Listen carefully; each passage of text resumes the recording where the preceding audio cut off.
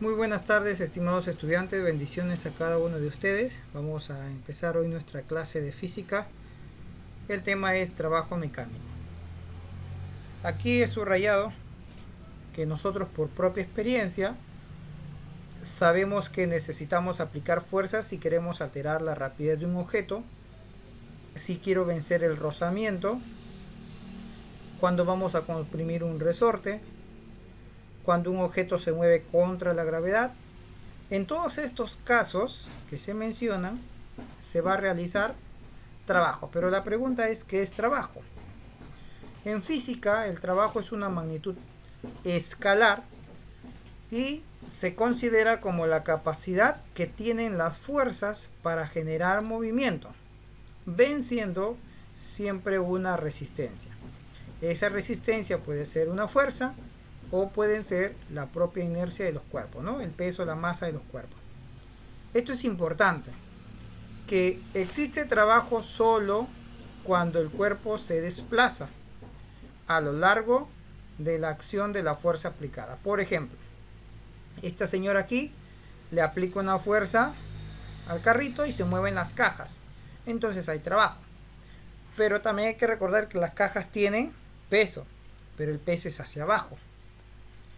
En este caso el peso va en dirección diferente al movimiento, por lo tanto el peso no realiza trabajo. Sin embargo, la fuerza con la que empuja a la señora sí realiza trabajo. Ya lo vamos a ver más adelante. ¿Cómo calcular el trabajo mecánico? Primero hay que tener en cuenta algunas magnitudes, como por ejemplo la fuerza, que puede estar con un determinado ángulo respecto al horizontal, y la distancia que lo va a mover. Teniendo esos dos datos, fuerza, distancia, entonces el trabajo mecánico se define como la multiplicación de la fuerza por la distancia y por el coseno del ángulo. Teniendo en cuenta, si es que existe, hay que tener en cuenta si es que existe un ángulo entre la fuerza y la línea horizontal del desplazamiento, ¿no? Si es que hay ese ángulo, entonces utilizamos esto. No hay que olvidar las unidades. La fuerza siempre en newton, el desplazamiento en metros. El trabajo va a tener una unidad llamada joule. Esa es la unidad del trabajo, joule. Vamos a analizar qué pasa cuando el ángulo es 0, cuando el ángulo es 90 y cuando el ángulo es 180 grados. Tenemos aquí los casos especiales. Cuando el ángulo es 0 grados, en este caso la fuerza, si ustedes observan, esta fuerza va a ser horizontal, de acuerdo al desplazamiento. Entonces, el trabajo sería fuerza por distancia. En este caso, importante, la fuerza tiene la misma dirección del movimiento, se mueve hacia la derecha. Por lo tanto, es positiva. Ustedes observan un signo positivo allí. Entonces, el trabajo es positivo cuando la fuerza y el movimiento tienen la misma dirección. ¿Qué pasaría si el ángulo es 180 grados? En este caso la fuerza va a estar opuesta al movimiento. El objeto se mueve para la derecha, pero hay una fuerza en contra. Y el coseno de 180 ustedes saben que es menos 1, por lo tanto queda negativo. Se dice que el trabajo es negativo.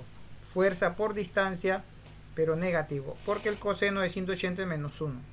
¿Qué pasaría si el ángulo es 90 grados? La fuerza es perpendicular. Si el ángulo es 90 grados, la fuerza va a ser perpendicular al movimiento. Pero como hemos dicho que para que haya trabajo, tanto la fuerza como el movimiento deben tener la misma dirección, entonces se dice que no hay trabajo. El trabajo es 0. No realiza trabajo las fuerzas que son perpendiculares al movimiento, porque además el coseno de 90 según trigonometría es 0. Entonces se anula la fórmula. Otra forma de calcular el trabajo es en una gráfica. En un gráfico yo puedo calcular el trabajo. En la gráfica tengo la línea vertical que representa la fuerza y la línea horizontal que representa la distancia.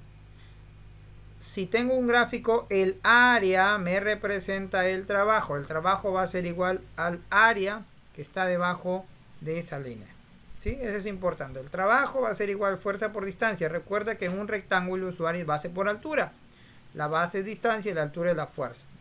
y así calcularíamos el trabajo, ¿no?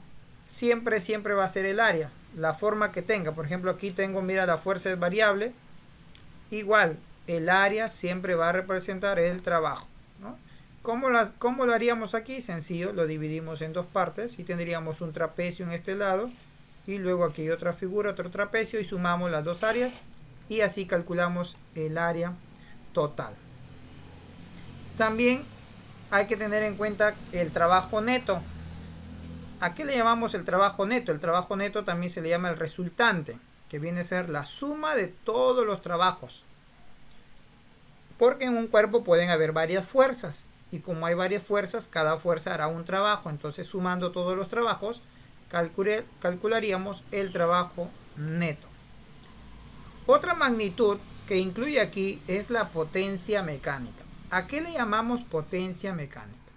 Potencia mecánica no es más que la velocidad o la rapidez con la que se desarrolla trabajo. Por eso se dice que la potencia es el trabajo en un determinado tiempo. Trabajo sobre tiempo viene a ser la potencia. ¿Qué unidad es? El watts o el vatio, como le llaman algunos. Recuerda que el tiempo es segundos, el trabajo en joules y la potencia es watts. Quiere decir, profe, que el watts viene a ser el joule sobre segundo, ¿no? El joule sobre segundo. ¿Has escuchado hablar de kilowatt, kilowatts? Aquí lo tenemos, la potencia, ¿no? Hay objetos que tienen esta potencia. Puede ser potencia eléctrica, potencia mecánica, potencia hidráulica, depende el uso. Entonces, si nosotros reemplazamos en la fórmula que el trabajo fuerza por distancia, en la potencia me quedaría lo siguiente. Y recuerda que distancia sobre tiempo es velocidad. Llegamos a esta otra fórmula, que la potencia también es fuerza por velocidad. No olvidar las unidades. La velocidad metro por segundo, la fuerza en newton y la potencia en watts. Bien, entonces con estas formulitas vamos a desarrollar los demás ejercicios. ¿Ok? Esto es la parte teórica, luego estaremos desarrollando algunos ejercicios.